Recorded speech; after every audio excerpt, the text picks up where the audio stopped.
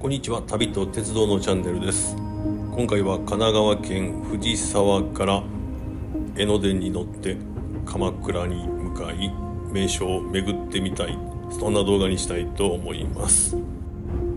さて、藤沢から一つ目の石神駅までは江ノ電らしからぬ高架路線となりますが、そこからは地上を走り平洋軌道、それから民家すれすれに走っていく、そんな鉄道会社の江ノ電でございますが、正式名称は江ノ島電気鉄道という名称となります。営業キロ数としましては、藤沢から鎌倉までちょうど10キロ、その間に15駅ある、そういう鉄道会社となっております。随分ゆっくり走っておりますが、平均の標定速度は22キロ。路面電車を除く鉄道会社としては最も遅い平均速度ということになるようです。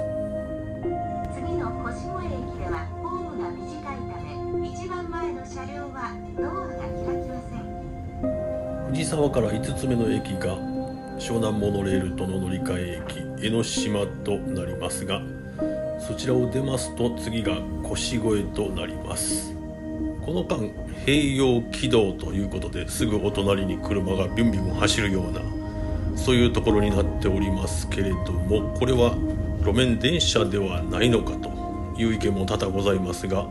一応制度上は普通の一般の鉄道会社ということになっております。平洋軌道は全部で4カ所あって、全て合計しますと980メートルあるということでございます。まもなく見えてくる小さな橋が道路と鉄道を併用した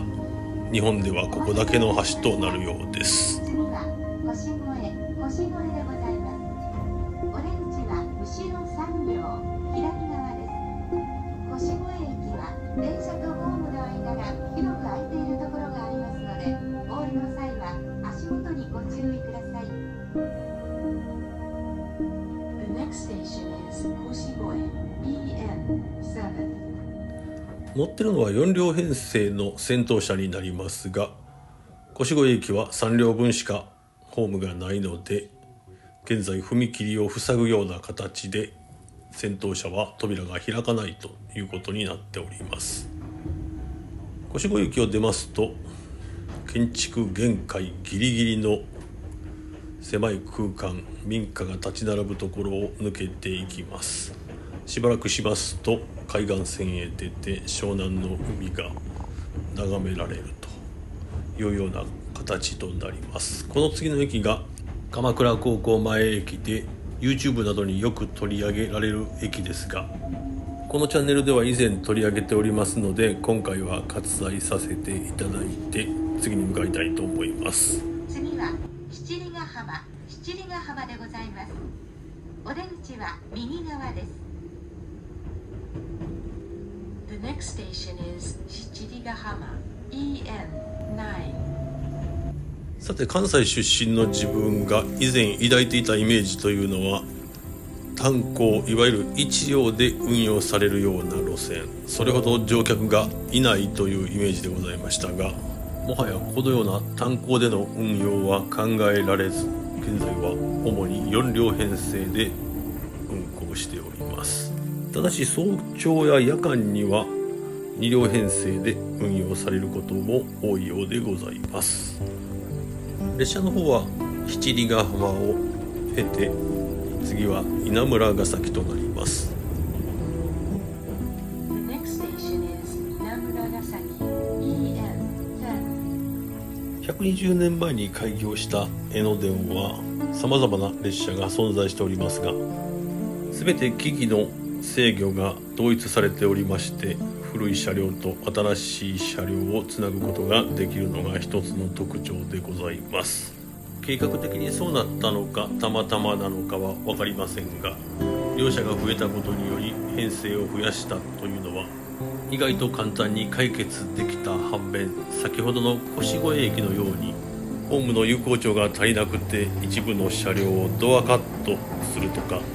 なかなか解決できない問題もあるようでございます。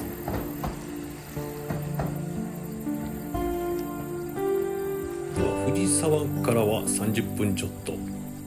終点の鎌倉から3つ手前の駅長谷駅で下車。では長谷駅から歩いて5分少々、長谷寺に到着でございます。以前近鉄全線2日間フリー切符という動画で奈良県桜井市の長谷寺をご紹介させていただきましたが、その長谷寺とこちらは姉妹関係にある、元をたどれば同じお寺ということでございます。どちらも花の寺ということで知られております。入場料は大人1人400円。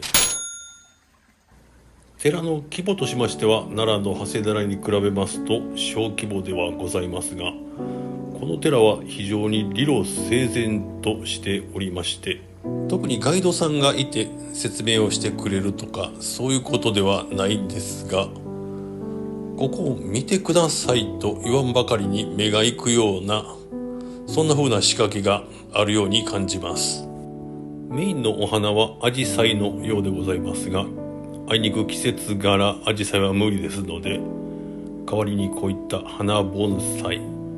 などをあしらって参拝客の目を楽しませる、そういった工夫もなされているようです。こちらが一番高いところにある本堂になりまして、ご本尊は11面観音菩薩、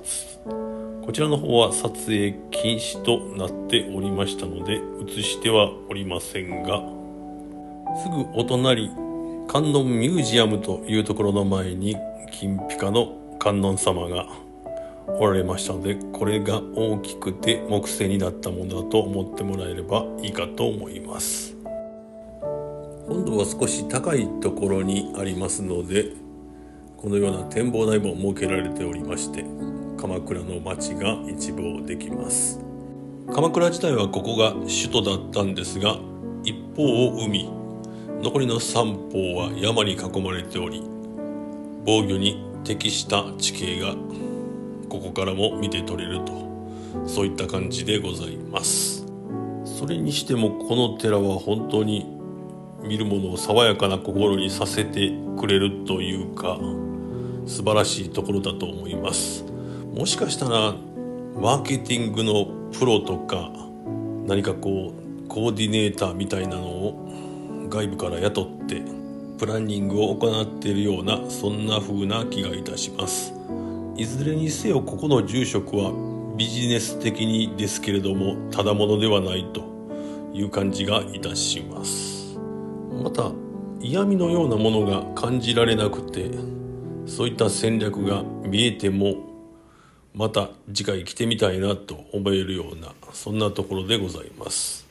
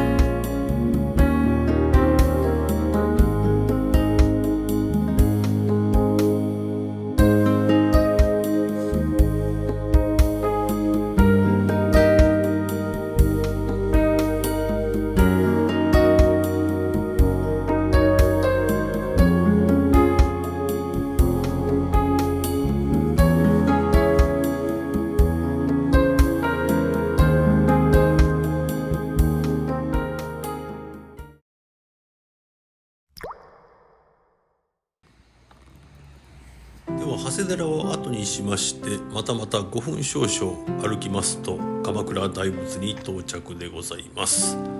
詳しくは高徳院というそうです。拝観料の方は300円。大仏の他に見るものがないということで少々残念スポットというふうに言われることも多いようですが、個人的に鎌倉に初めて来るのなら一度は立ち寄って見るべきかと、そんなふうに思います。こちらが正面から見た大仏様、こちらが撮り鉄風に言うと S 式の大仏様でございます。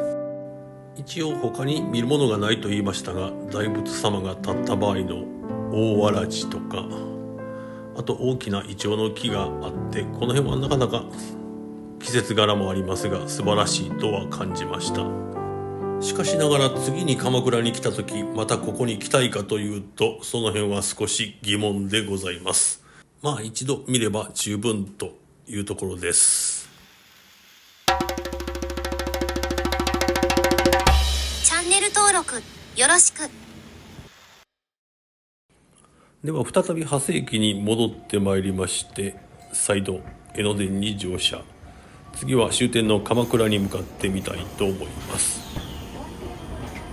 ほぼ 1.5 キロか2キロぐらいの間で動いておりますので、鎌倉駅までは